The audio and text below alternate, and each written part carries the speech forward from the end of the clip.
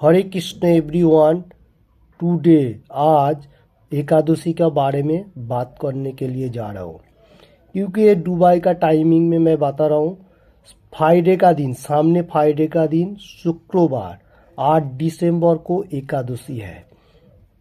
ये एकादशी का नाम है उत्पन्ना एकादशी। ओके, ये फ्राइडे का दिन, सामने जो फ्राइडे का दिन आ रहा है 8 दिसंबर को शुक्रवार, दुबई का टाइम में मैं बता रहा हूँ, तो वो उत्पन्ना एकादशी है। उसका मतलब एकादशी पालन करने का साथ साथ उसका जो नेक्स्ट डे होता है सैटरडे, शनिवार का उसका पारनी का टाइम है 11.14 टू 11.59। इसका बाद मैं बोलता हूँ जो 11:14 से 11:59 तक ये इसका अंदर कोई अन्न पोषण दे सकता है एकादशी का, उसका बाद का दिन मतलब शनिवार को।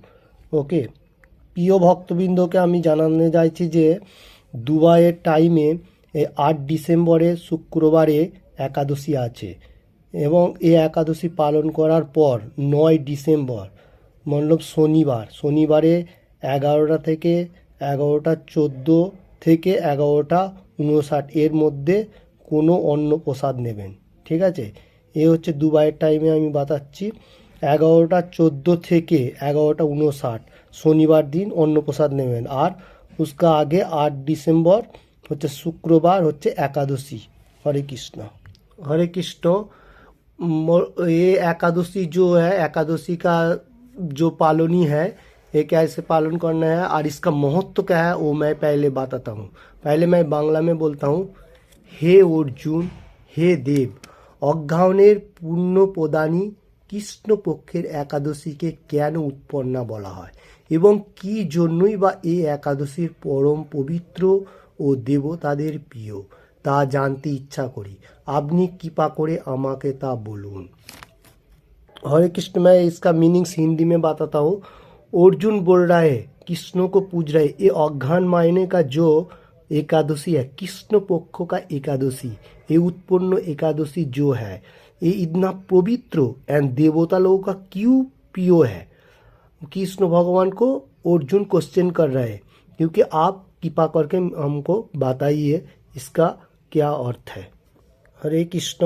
আমি বাংলাতে আরেকবার বলছি এটা শ্রী ভগবান বললেন, হে পিতা পুত্র, পূর্বে সত্য যুগে মূর নামে এক দানব ছিল। অদ্ভুত প্রকৃতি বিশিষ্ট সেই দানবের স্বভাব ছিল অত্যন্ত কোপন।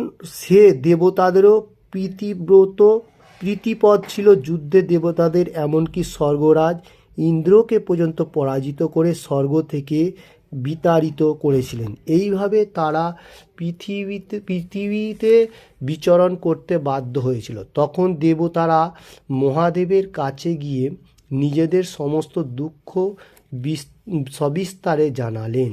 শুনে মহাদেব বললেন, হে দেবরাজ, যেখানে শরণাগত বৎসল জগন্নাথ গরুধ্বজ বিরাজ করছেন, তোমরা সেখানে যাও। তিনি আশ্রিতদের পরিত্রাণকারী, তিনি নিশ্চয়ই আপনাদের মঙ্গল বিধান করবেন। দেবাদিদেবের কথা মতো দেবরাজ ইন্দ্র দেবতাদের নিয়ে ক্ষীর সমুদ্রের তীরে গমন করলেন। জলে সহিত শ্রী বিষ্ণুকে দর্শন করে দেবতারা হাত জোর করে তার স্তব্ধ করতে লাগলেন। স্তুতির মাধ্যমে নিজ নিজ দৈত্য দুঃখের কথা তারা ভগবানকে জানালেন।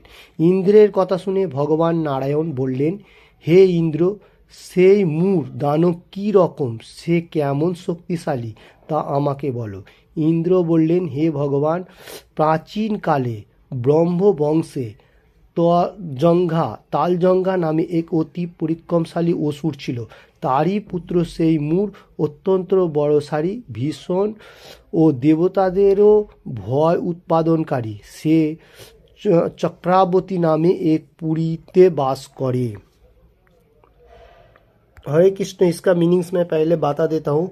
कृष्ण भगवान इधर हे पिता पुत्र मतलब अर्जुन को संबोधन करके बोल रहे, सत्य युग में वो मूर नामे एक दानव था।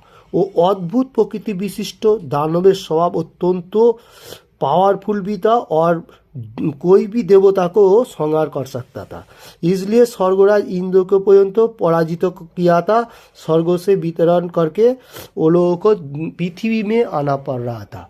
तो उसका बाद वो इंद्रदेव ने महादेव जो उसका पास गया, जाके उसने देवराज इंद्र बताया जो मेरे को ऐसा वहाँ से मतलब हम लोगों को जो स्थान है वहाँ से मतलब पृथ्वी का अवतरण होना पड़ा। तो महादेव उसमें बताया जो हे वत्सल जगन्नाथ ध्वजगिरी जो विराज है उधर आप लोग जाके ये बातों में बताओ जो जो आपका मतलब क्वेश्चन है। ओके, तो आश्रित परित्राणकारी मंगल साधन होगा। देवादिदेव बताया जो आप लोग उधर जाएगा तो आपका मंगल होगा। तो इंद्र देवता खीर समुद्र का तीर में गया, वो पानी का उधर खीर समुद्र का उधर गया, उधर विष्णु दर्शन किया, देवता लोगों को मतलब स्तुति किया और उसका बाद में जो जो उसका मतलब दुख का बात है भगवान को बताया। इंद्र कथा सुनने का साथ साथ नारायण बोला कौन दानव है ऐसा जो शक्तिशाली है। इंद्र को पूछा प्राचीन काल में वंश वो जो है प्राचीन काल में ब्रह्म वंश एक तालजंघा नामे एक पराक्रमशाली असुर था। वो असुर का पुत्र मूर इतना बलवानशाली हुआ, देवता लोगों को भी बहुत तंग कर रहे और उसका अभी जो धाम है चंद्रावती नामे वो पुरी में बसवास कर रहे। এরপর আমি বলছি স্বর্গ থেকে আমাকে বিতাড়িত করে তারা সব স্বসজ্জাতি কাউকে রাজা কাউকে অন্য দিকপাল রূপে প্রতিষ্ঠিত করে এখন সে দেবলোক সর্পণ অধিকারী করেছেন। তার প্রবল প্রতাপের আজ আমরা পৃথিবীতে বিচরণ করছি। मतलब वो जो स्वर्ग है वो स्वर्ग से वो सब जितना देवता था वो लोगों को हटा के वो उसका जो राज्यपाल था मतलब वो मतलब दानव जो है मतलब वो जो मूर है, मूर जो दानव है वो भयंकरशाली, वो उसका जितना जितना सारी आदमी है उधर सबको बिठाया और देवता लोगों को पृथ्वी में भेज दिया। उसका बाद मैं बोलता हूँ इंद्रेर कथा सुने भगवान দেবদ্রোহীদের প্রীতি অত্যন্ত ক্রোধান্বিত হলেন। তিনি দেবতাদের সঙ্গে চন্দ্রাবতী পুরীতে গেলেন। সেই দৈত্যরাজ শ্রী নারায়ণকে দর্শন করে পুনঃ পুনঃ গর্জন করতে লাগলেন। দেবতা অসুরের মধ্যে তুমুল যুদ্ধ শুরু হয়ে গেল। যুদ্ধে দেবতারা পরাজিত হয়ে এদিকে ওদিকে পালিয়ে গেল। তখন যুদ্ধক্ষেত্রে শ্রী নারায়ণকে একা দেখে সেই দানব তাকে দাঁড়াও দাঁড়াও বলতে লাগলো। শ্রী ভগবানও ক্রোধে গর্জন করে বললেন রে দুরাচার দানব আমার বাহুবল দেখো। এই বলে অসুরপক্ষীয় সমস্ত যোদ্ধাদের দিব্য বাণের আঘাতে নিহত করতে লাগলেন। তখন তারা প্রাণ ভয়ে নানা দিকে পালাতে লাগলো। সেই সময় নারায়ণ দৈত্য সৈন্যদের মধ্যে সুদর্শন চক্র নিক্ষেপ করলেন, ফলে সমস্ত সৈন্য ধ্বংসপ্রাপ্ত হলো। একমাত্র মূর অসুরই জীবিত ছিল, সেই অস্ত্রযুদ্ধে নারায়ণকে পরাজিত করল। তখন নারায়ণ দৈত্যদের সাথে বাহু যুদ্ধে লিপ্ত হলেন। এইভাবে দেবতাদের হিসাবে 1000 বছর যুদ্ধ করেও ভগবান তাকে পরাজিত করতে पारलें ना। इसका हिंदी मीनिंग्स मैं बताता हूँ। भगवान देवद्रोही मतलब ये जो इंद्र नारायण जो है वो मतलब चंद्रावती पुरी में गया।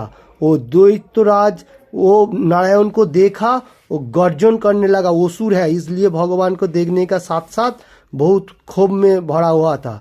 तो उसमें क्या हुआ, जंग लग गया दोनों तरफ से असुर एवं देवता का साथ।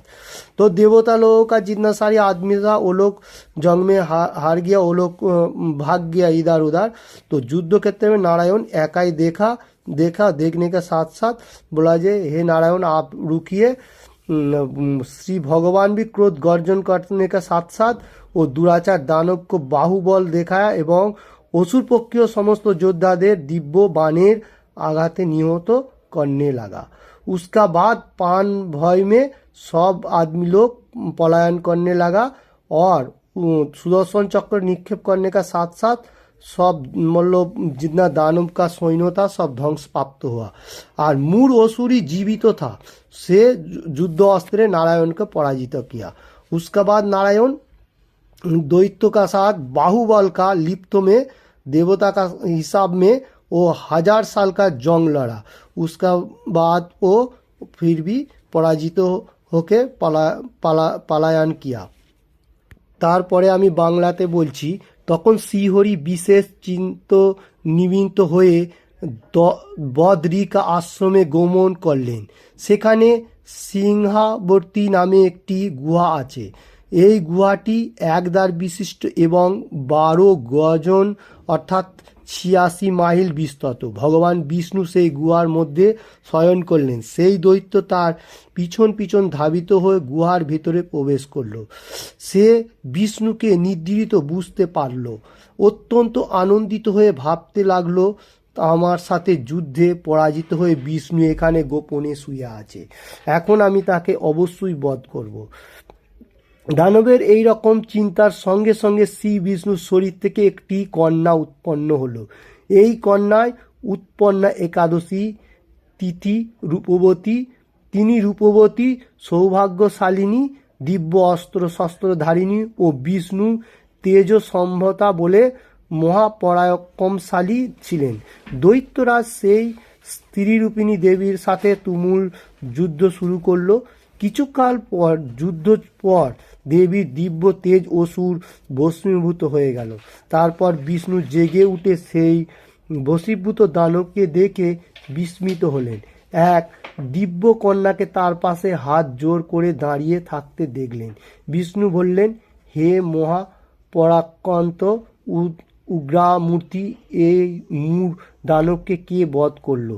যিনি একে হত্যা করেছে তিনি নিশ্চয়ই প্রশংসনীয় কর্ম করেছে। সেই কন্যা বললেন, হে প্রভু, আমি আপনার শরীর থেকে উৎপন্ন হয়েছি।